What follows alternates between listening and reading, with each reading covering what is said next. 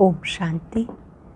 आज बाबा के 22 जुलाई 2021 के साकार मधुर महावाक्य हैं। आज सद्गुरुवार वरदानी दिवस पर वरदाता बाप ने बहुत सुंदर वरदान दिया है, सहज योगी भव। बाबा की प्रथम आज्ञा है, अपने को आत्मा समझ मुझ बाप को याद करो। ये पहली श्रीमत है जिस पर पूरा अटेंशन देना है। देह समझेंगे तो देह के संबंधी याद आते रहेंगे, इसलिए अपने को आत्मा समझ एक बाप को याद करना है। इस पर अटेंशन देने से सहज योगी बन जाएंगे। बार बार अनुभव करेंगे, मैं सहज योगी हूँ। वृक्षपति बाप हम सब पर बृहस्पति की दशा बिठाते हैं। बाबा हर रोज़ हम बच्चों को पढ़ाने के लिए आते हैं। जो बच्चे बाबा के बन जाते हैं उन पर बृहस्पति की दशा शुरू हो जाती है।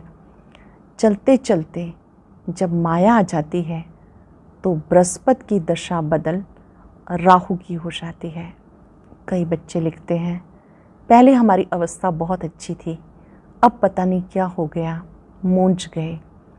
बाबा कहते बाबा का बनना ये बहुत बड़ी यात्रा है। जब बाबा के बने अब आप पर बृहस्पति की दशा शुरू हो गई, इसलिए आपके अविनाशी सुख के दिन शुरू हो रहे हैं। ऐसे बच्चों की खुशी कभी गायब नहीं हो सकती। उनका ही गायन है, अतीन्द्रिय सुख पूछना हो तो गोपी वल्लभ की गोप गोपियों से पूछो। ये सुख कब मिलता है? जब हम एक को ही याद करते हैं। उस एक की याद में कोई और याद ना आए। कोई बच्चे बहुत अच्छा याद करते हैं, कोई कम याद करते हैं। बाबा कहते डायरी में लिखो, आज मैंने कितनी देर बाबा को याद किया। माया आपका बुद्धियोग भटकाएगी। आपको एक बाप को याद करना है, डायरी में नोट करना है। सच सच अपने आप से पूछो, मैं कितना बाबा को याद करता हूँ, कितनी खुशी रहती है, कितनी कट उतरी है, अर्थात आत्मा पे जो जंक लगी है वो कितनी उतरी है। याद करेंगे, खुशी बढ़ती रहेगी, कट उतरती जाएगी, ऊंच पद पाएंगे। बाबा ने कहा इस समय आप बच्चों को ये ज्ञान है कि हम देवी देवता थे, इस पूरे चक्र को जानते हो। लेकिन जब आप देवी देवता बन जाएंगे तो ये चक्र का ज्ञान आपकी बुद्धि में नहीं रहेगा। अगर वहाँ पर इस चक्र का ज्ञान हो फिर तो सारी खुशी गायब हो जाए। ऐसा पुरुषार्थ करो जो धर्मराज की सजाएं ना खानी पड़े। मोचरा खाकर थोड़ा बहुत पद पा लेना ये क्या बड़ी बात है। फिर बाबा साक्षात्कार कराएंगे, देखो ये तुमने पाप किए, विकर्म किए, अब खाओ सजा। कोई भी ऐसा कर्म नहीं करना जो धर्मराज की सजाएं खानी पड़े। बाबा के पास अपना पूरा चार्ट देना है। सच्चे व्यापारी बनकर सही चार्ट रखना है कि कितनी देर हम बाबा को याद करते हैं। कल्प में एक बार आकर बाबा बच्चों को ज्ञान देते हैं। आत्मा और परमात्मा का ये सच्चा कुंभ है जिसमें आत्मा बाबा की याद से पावन बनती है। बाबा ने कहा पानी में स्नान करने से पावन नहीं बनेंगे। गाते हैं चारों तरफ लगाए फेरे फिर भी हरदम दूर रहे। अभी आप बाबा को बाबा के द्वारा जान गए हो, इसलिए अब आपके ये खुशी के दिन हैं। बृहस्पति की दशा शुरू हो गई। आज के दिन को कहेंगे सत्य गुरुवार। केवल गुरुवार नहीं, ये सत्य गुरुवार है जब हम अविनाशी स्वराज्य प्राप्त कर रहे हैं। आज पूरा दिन हम बाबा की पहली श्रीमत पर बार बार अटेंशन देंगे कि मुझे अपने को आत्मा समझ एक बाप को याद करना है। मैं सहज योगी हूँ। अन्य आत्माओं को भी वरदान देंगे, सहज योगी भव। अब सुनते हैं मुरली विस्तार से। ओम शांति। बाबा कहते मीठे बच्चे, वृक्षपति बाप ने तुम बच्चों पर बृहस्पति की दशा बिठाई है। अब तुम अविनाशी सुख की दुनिया में जा रहे हो। प्रश्न है, अविनाशी बृहस्पति की दशा किन बच्चों पर बैठती, उनकी निशानी क्या होगी? जो बच्चे जीते जी देह के सब संबंधों को त्याग अपने को आत्मा निश्चय करते, ऐसे निश्चय बुद्धि आत्मिक बुद्धि वाले बच्चों पर बृहस्पति की दशा बैठती है। उनके मुख का गायन है अतीन्द्रिय सुख, गोपियों से पूछो। उनके सुख का गायन है अतीन्द्रिय सुख, पूछना हो तो गोपियों से पूछो। उनकी खुशी कभी गुम नहीं हो सकती। गीता है ओम नमो शिवाय, ओम शांति। बच्चों ने बाप की महिमा सुनी। आज के दिन को कहा जाता है वृक्षपति डे, जिसको मिलाकर कहा बृहस्पति। इनको ही सतगुरुवार कहा जाता है। बंगाल में बहुत मानते हैं। गाया जाता मनुष्य सृष्टि का बीज रूप वृक्षपति कहते हैं। बीज ठहरा तो पति भी ठहरा। वृक्ष के बीज को ही बाप भी कहेंगे। उनका वृक्ष उत्पन्न होता। वृक्ष के बीज को बाप भी कहेंगे, उनसे वृक्ष उत्पन्न होता। ये है मनुष्य सृष्टि रूपी झाड़। इनका बीज ऊपर में है, शिव बाबा ऊपर में है। तुम जानते हो बच्चों पर अब बृहस्पति की दशा है, क्योंकि अविनाशी स्वराज्य मिल रहा है। बृहस्पति की दशा माना अविनाशी स्वराज्य मिल रहा है। सतयुग को कहा जाता है अविनाशी सुख धाम। कलयुग को कहा जाता है विनाशी दुख धाम। अब दुख धाम का विनाश होना, सुख धाम अविनाशी है, जो आधा कल्प चलता है, जो अविनाशी है। ये पॉइंट्स मुख्य समझाने की है, क्योंकि मनुष्य तो कुछ भी जानते नहीं, बराबर ये ज्ञान है। अब बाप आकर ये ज्ञान देते हैं नई और पुरानी दुनिया के बीच में। बाप ज्ञान देते हैं नई और पुरानी दुनिया के बीच में, अर्थात संगम पर। फिर ये ज्ञान भी प्रायलोप हो जाता। देवताओं को ये ज्ञान होता नहीं है।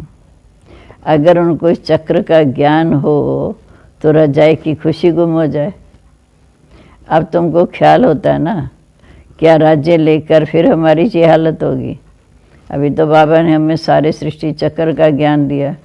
अभी तो ज्ञान है कि रजाई लेकर फिर हम उतरेंगे, परंतु ये तो ड्रामा बना हुआ है। चक्कर को तो फिरना है। वर्ड की हिस्ट्री जो फिर रिपीट हो रही है, ये तुम बच्चे जानते हो। ये है मनुष्य सृष्टि। तुम्हारी बुद्धि में मूल वतन का ज्ञान भी है। सेक्शन सबका अलग अलग है। ये बातें सिवाय तुम्हारे और किसी की बुद्धि में नहीं होगी।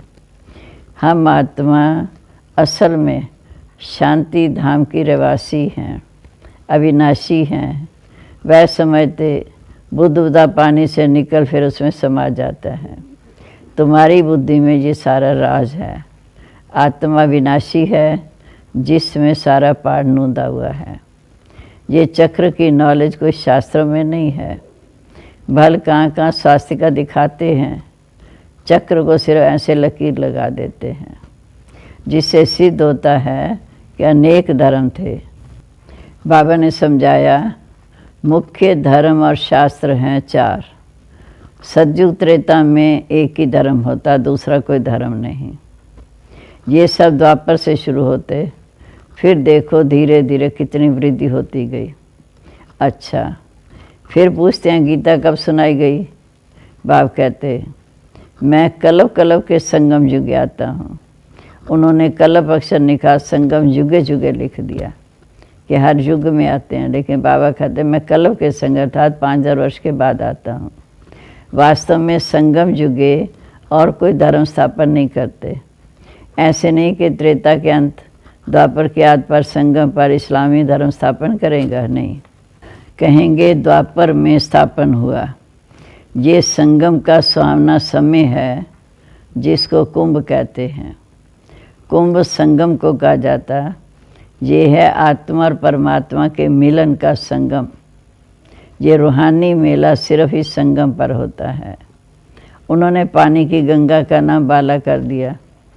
सागर पतित पावन को जानते ही नहीं। उन्होंने कैसे पति दुनिया को पावन बनाया, ये बातें कोई शास्त्रों में नहीं। अब तुम बच्चों को बाप कहते हैं, मीठे बच्चे माँ में कम याद करो, देह के सब धर्म त्यागो। किसको कह रहे हैं? आत्माओं को। इसको कहा जाता है जीते जी मरना। मनुष्य शरीर छोड़ते हैं तो देह के सब संबंध छूट जाते हैं ना। बाबा कहते जो भी देह के संबंध हैं वैसा भूल अपने को आत्मा निश्चय करो। निश्चय आत्मिक बुद्धि बनो। जास्ती याद करेंगे तो बृहस्पति की दशा होगी। जांच करो हम शिव बाबा को कितना याद करते हैं। याद से ही कट निकलती जाएगी और तुमको खुशी होगी। तुम महसूस कर सकते हो कि हम आत्मा कितना बाप को याद करती है।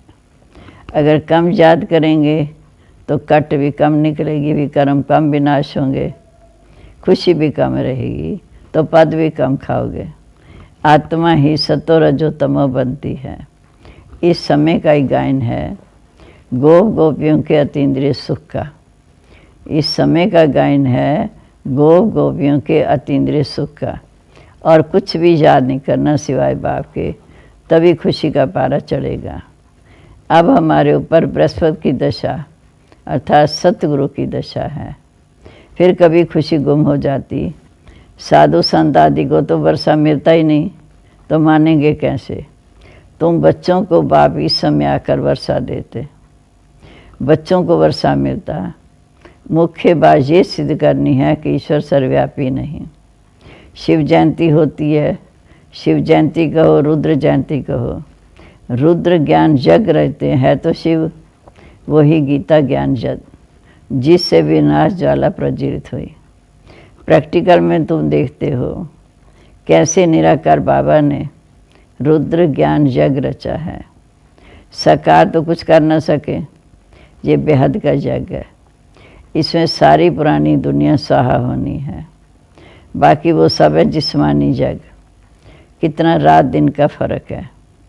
बाप कहते जब तुम पास हो जाएंगे, पूरा योगी और ज्ञानी बन जाएंगे, फिर तुम्हारे लिए नई दुनिया स्वर्ग चाहिए ना। जब तुम पास हो जाएंगे, पूरा योगी ज्ञानी बन जाएंगे, फिर तुम्हारे लिए नई दुनिया स्वर्ग चाहिए। तो नरक का ज़रूर विनाश होगा। रजस अश्वमेघ अक्षर भी ठीक है। वास्तव में तुम्हारा ये रथ है। एक दक्ष प्रजापति का भी जग रहते हैं, उनकी भी कहानी है। अब तुम बच्चों को कितनी खुशी होनी चाहिए कि हमको वृक्षपति बाप स्वयं आकर पढ़ा रहे हैं। इसलिए अब तुम्हारे पर बृहस्पति की दशा है। हमारी अवस्था बहुत अच्छी है। फिर चलते चलते लिखते हैं बाबा हम खुशी में थे, अब पता नहीं क्या हुआ। जहाँ कर बाप का बनना बड़ी यात्रा है। वहाँ तीर्थ स्थान यात्राओं पर जाते तो कितना खर्चा करते। अब यहाँ तो दान करने की बात ही नहीं, इसमें कुछ खर्च भी नहीं। तुम्हारी है रूहानी यात्रा। गीत में भी है ना, चारों तरफ लगाए फेरे फिर भी हरदम दूर रहे। अब तुम समझते हो कितनी ढेर यात्राएं की होंगी। हरिद्वार में गंगा जी पर जाते, पतित पावनी गंगा समझते हैं। वास्तव में तुम हो सच्ची सच्ची ज्ञान गंगाएं। वास्तव में तुम हो सच्ची सच्ची ज्ञान गंगाएं। तुम्हारे पास भी बहुत आकर ज्ञान स्नान करते हैं। तो बाबा ने समझाया सतगुरु एक है, सर्व की सदगति दाता, सिवाय सतगुरु के और कोई कर नहीं सकता।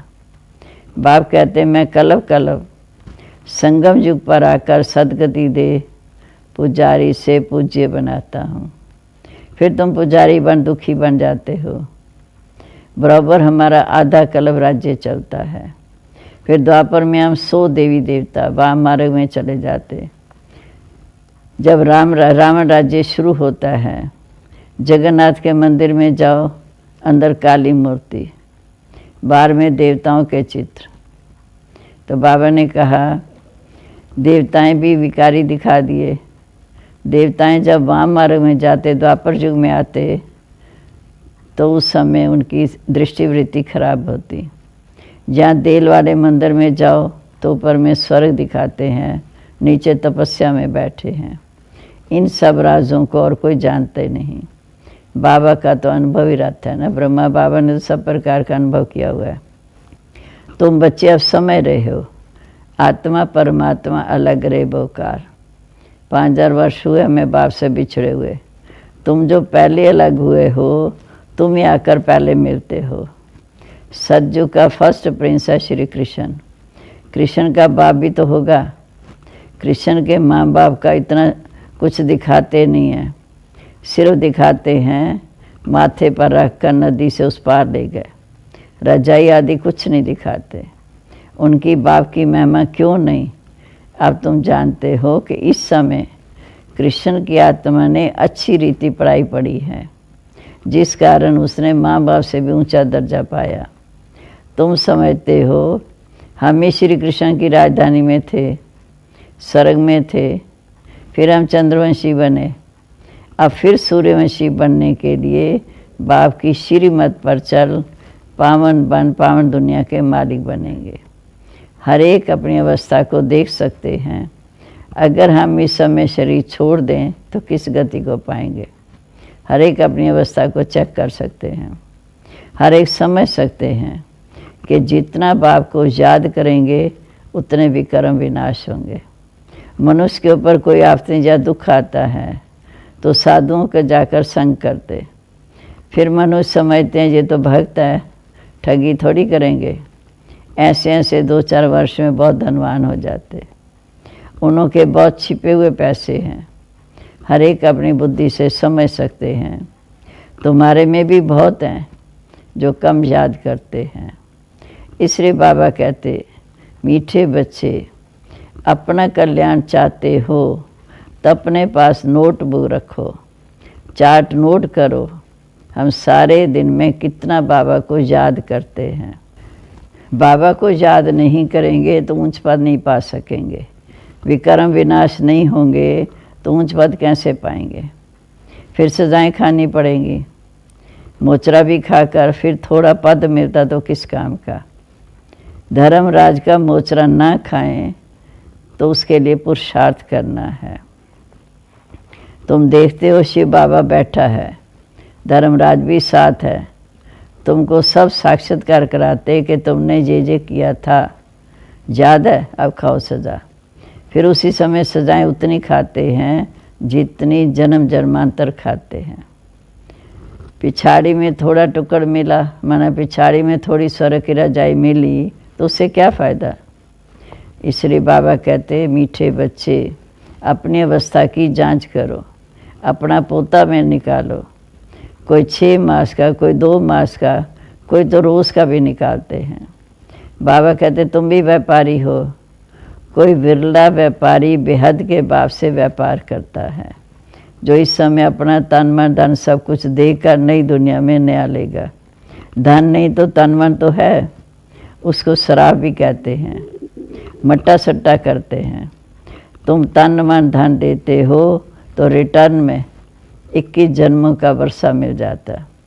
बाबा हम आपका हूँ, ऐसी युक्ति बताओ जो हम आत्मा और शरीर लक्ष्मी नारायण जैसा बन जाए। बाबा कहते मैं आया हूँ तुम्हें गोरा बनाने, एकदम रूप ही बदल देता हूँ। दूसरे जन्म में तुम्हें फर्स्ट क्लास शरीर मिलेगा। तुम वैकुंठ में भी देखते हो, तुम जानते हो जो मम्मा बाबा फिर लक्ष्मी नारायण बनेंगे। एम ऑब्जेक्ट भी दिखाते हैं। अब जो जितना पुरुषार्थ करे, अगर पुरुषार्थ नहीं करेंगे तो अपना पद भ्रष्ट करेंगे। अच्छा, मीठे मीठे सिकलते बच्चों प्रेत माता पिता बाप दादा का याद प्यार, गुड मॉर्निंग। रूहानी बाप की रूहानी बच्चों को नमस्ते। रूहानी बच्चों की रूहानी बाप दादा को नमस्ते। नमस्ते बाबा, गुड मॉर्निंग। अपनी अवस्था की जांच स्वयं करनी है। अपने कल्याण के लिए डेली डायरी रखनी है, जिसमें याद का चार्ट नोट करना है। दूसरा, बेहद के बाप से सच्चा सच्चा व्यापार करना है। अपना तन मन धन बाप हवाले कर 21 जन्मों के लिए रिटर्न लेना है। निश्चय बुद्धि बन अपना कल्याण करना है। अब आज का वरदान। पहली श्रीमत पर विशेष अटेंशन दे। फाउंडेशन को मजबूत बनाने वाले सहज योगी भव। बाप दादा की नंबर 1 श्रीमत है, अपने को आत्मा समझकर बाप को याद करो। यदि आत्मा की बजाय अपने को साधारण शरीरधारी समझते हो तो याद टिक नहीं सकती।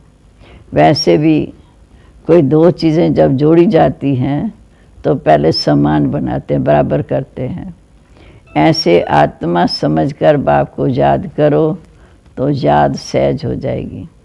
ये श्रीमती मुख्य फाउंडेशन है। इस बात पर बार बार अटेंशन दो तो सहयोगी बन जाएंगे। स्लोगन है,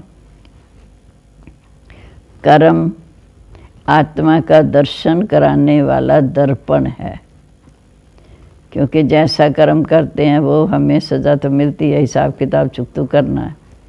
कर्म आत्मा का दर्शन कराने वाला दर्पण है। इसे कर्म द्वारा शक्ति स्वरूप को प्रत्यक्ष करो। आज का स्वमान है, मैं श्रीमत परमान निश्चय बुद्धि बन सहज योगी हूँ। और आज की यह एक नई वीडियो भी ज़रूर देखें, कोई मिस ना करें।